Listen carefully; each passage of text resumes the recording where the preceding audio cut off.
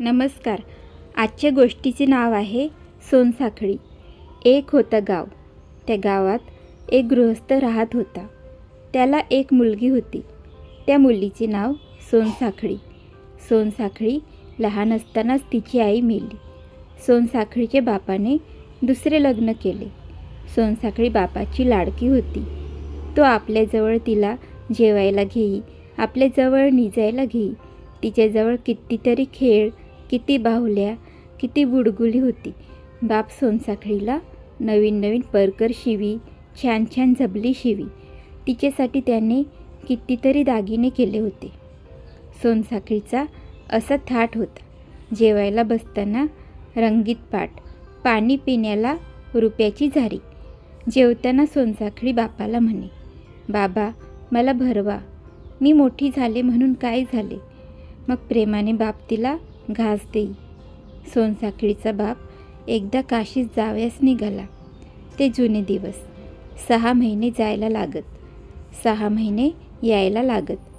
बाप सोनसाखळीचे सावत्र आईला म्हणाला, हे बघ मी दूर जात आहे, माझ्या सोनसाखळी जप. आई वेगळी पोर, तिला बोलू नको, मारू नको, पोटच्या मुलीप्रमाणे तिचे सारे कर. सावत्र आई म्हणाली, हे मला सांगायला हवे, तुम्ही काळजी करू नका. सोनसाखळीची सारे करीन, तिला गुरगुटे भात जेवायला वाढीन, कुशीत निचायला घेईन, न्हाऊ माखू घालीन, वेणीफणी घालीन. जा हो तुम्ही, सुखरूप परत या. सोनसाखळीचा बाप गेला. सावत्र आईचा कारभार सुरू झाला. ती सोनसाखळीचा छळ करू लागली. लहान कोवळी सोनसाखळी. परंतु तिची आई सावत्र आई तिला पहाटे थंडीत उठवी. सोनसाखळी झाडलोट करी, भांडी घाशी. ती विहिरीवरून पाणी आणत असे. तिला पोटभर खायला मिळेना. शेळीपाकी तिला तिची सावत्र आई वाढत असे. रात्री पांघरायलाही नसे. सोनसाखळी रडे, परंतु रडली तर तिला मार बसत असे. एके दिवशी तर तिच्या कोवळ्या हाताला सावत्र आईने डाग दिला, फुलासारखा हात. त्याच्यावर त्या दुष्ट आईने निखारा ठेवला. असे हाल सुरू झाले. सोनसाखळी बापाला घरी आल्यावर हे सारे सांगेल अशी भीती सावत्र आईस वाटत होती. म्हणून एके दिवशी रात्री तिने सोनसाखळीस ठार मारले. एका खळग्यात तिचे तुकडे पुरण्यात आले. त्या खळग्यावर सावत्र आईने डाळिंबाचे झाड लावले. काशीहून बाप परत आला. त्याने मुलीसाठी नाना प्रकारची खेळणी आणली होती.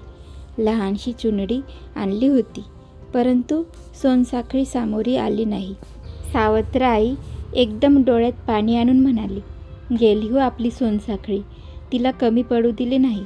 देवाची इच्छा, तेथे कोणाची काय चालणार. बाप दुःखी झाला. त्याला सारखी मुलीची आठवण येई.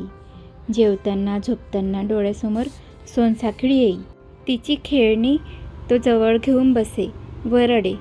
बाप आंघोळीसाठी ते झाडाजवळ बसे. ते डाळिंबाचे झाड मोठे सुरेख वाढत होते. कशी कोवळी कोवळी तजलेदार पाने. काय असेल ते असो, बापाचे ते झाडावर प्रेम बसले. तो त्या झाडाची पाने कुरवाळीत बसे. त्या झाडाला फुले आली, परंतु सारी गळून एकच राहिले. त्या फुलाचे फळ झाले. फळ वाढू लागले. वाढता वाढता डाळिंब केवढे थोरले झाले.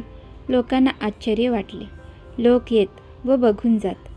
बाप ते डाळिंबाला दोन्ही हातांनी धरी व कुरवाळी. शेवटी ते डाळिंब पिकले. बापाने तोडले व घरात आणले. गावातील मंडळी ओटीवर जमली. केवढे मोठे डाळिंब, कलिंगडा एवढे होते. बापाने ते डाळिंब फोडण्यासाठी हातात घेतले. तो फोडताच तो आतून गोडसा आवाज आला, हळूच चिरा, मी आहे हो आत, असा तो आवाज होता. सर्वांना आश्चर्य वाटले. बापाने हलक्या हाताने डाळिंब फोडले. आतून सोनसाखळी बाहेर आली. बाहेर येताच एकदम मोठी झाली. तिने बापाला मिठी मारली. बाबा बाबा, मला पुन्हा सोडून जाऊ नका हो, ती म्हणाली. सोनसाखळीने सारी हकीकत सांगितली. बापाला राग आला, परंतु सावत्र आई म्हणाली, मला क्षमा करा. पाप कधी लपत नाही, असत्य छपत नाही. मला कळले, मी नीट वागेन. पुढे ती खरोखरच चांगल्या रीतीने वागू लागली. सोनसाखळी सुखी झाली. तुम्हाला ही सोनसाखळीची गोष्ट आवडली असेल तर चॅनलला लाईक करा आणि अशाच नवीन गोष्टी ऐकण्यासाठी चॅनलला सबस्क्राईब करा. धन्यवाद.